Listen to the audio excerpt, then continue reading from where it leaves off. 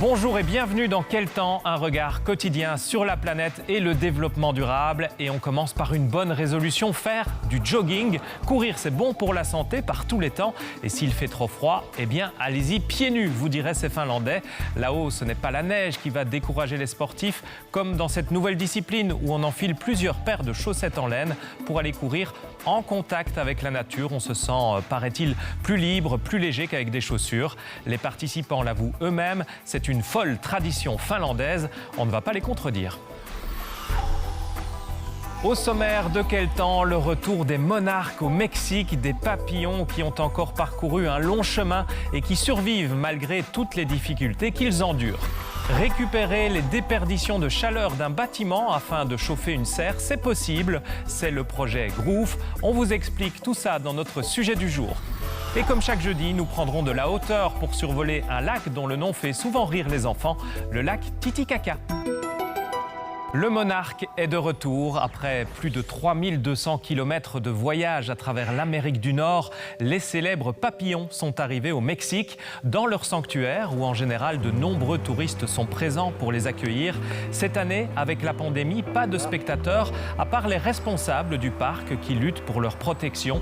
Les monarques font face à des défis importants pour la survie de l'espèce, l'accentuation du réchauffement climatique, les conditions météo extrêmes, la destruction de leur habitat naturel et l'utilisation intensive de pesticides mettent en danger les populations. L'an dernier, le monarque a été reconnu comme espèce à protéger car leur population décroît. Cette année encore, dans ce parc, les responsables vont surveiller la population pour tenter d'en estimer la taille.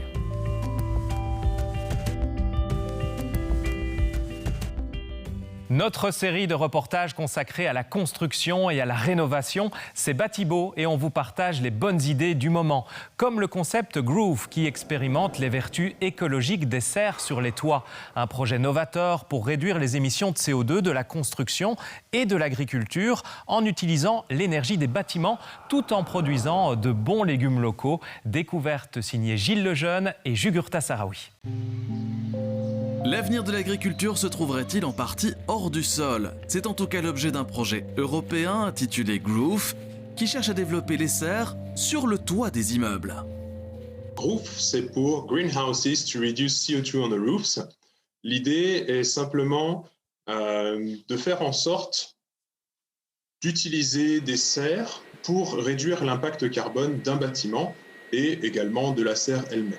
Et on est parti d'un constat important, c'est que l'agriculture est responsable d'au moins 25% des gaz à effet de serre. Et l'idée d'une serre en toiture, c'est de connecter la serre au bâtiment afin quelque part de récupérer les énergies du bâtiment et de diminuer l'empreinte de l'agriculture. Dans ce projet, c'est l'ingénierie qui s'est mise au service de l'agriculture du futur en développant un système de récupération de l'énergie émise par le bâtiment.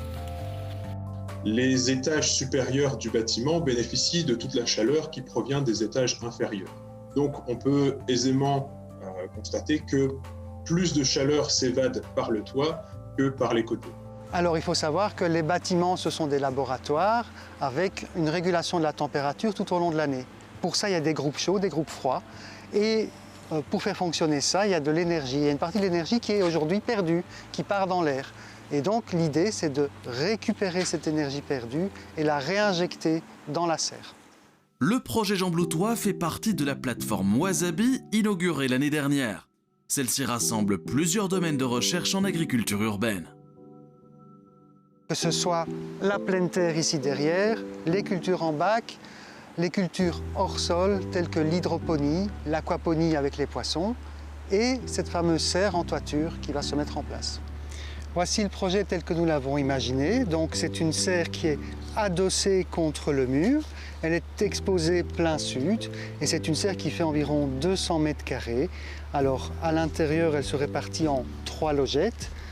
La logette plus grande, elle est centrale et c'est là qu'on fera toutes les expériences d'études des rendements agronomiques.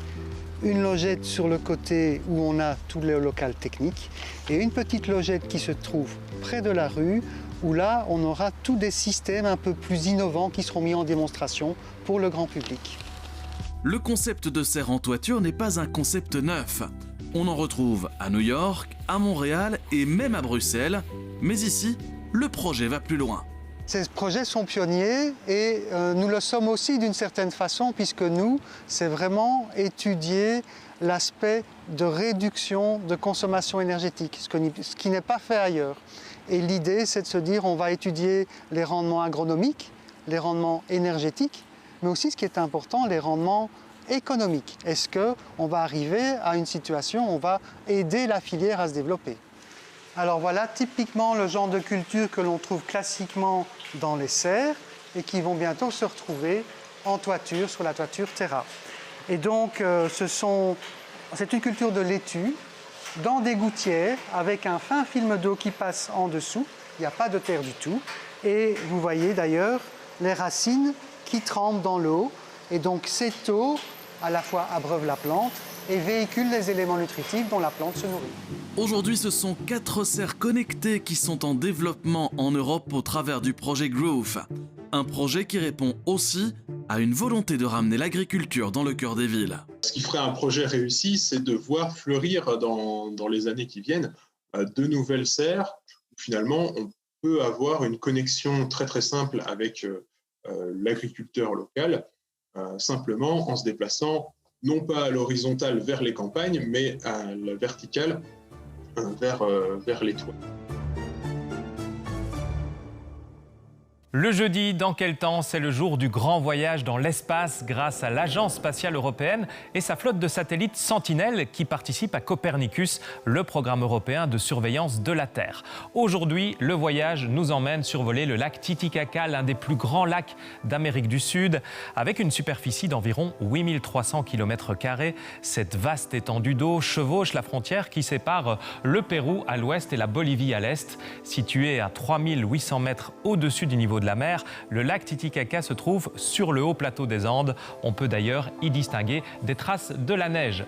Le lac est séparé en 2 plans d'eau distincts par le détroit de Ticuina. La partie la plus large porte le nom de lac Chucuito en Bolivie, mais au Pérou, on parle de lac Grande. Quant à la plus petite partie, elle porte le nom de lac Huayna y Marca en Bolivie, on est plus au sud, et ça s'appelle le lac Pequeño au Pérou. De nombreuses rivières se jettent dans le lac, dont la Ramis, l'une des plus grandes visibles dans le coin nord-ouest. Elle contribue à former le Titicaca, considéré comme le plus haut lac navigable de la planète. Plus au sud, on va découvrir la plus petite rivière nommée Desaguadero.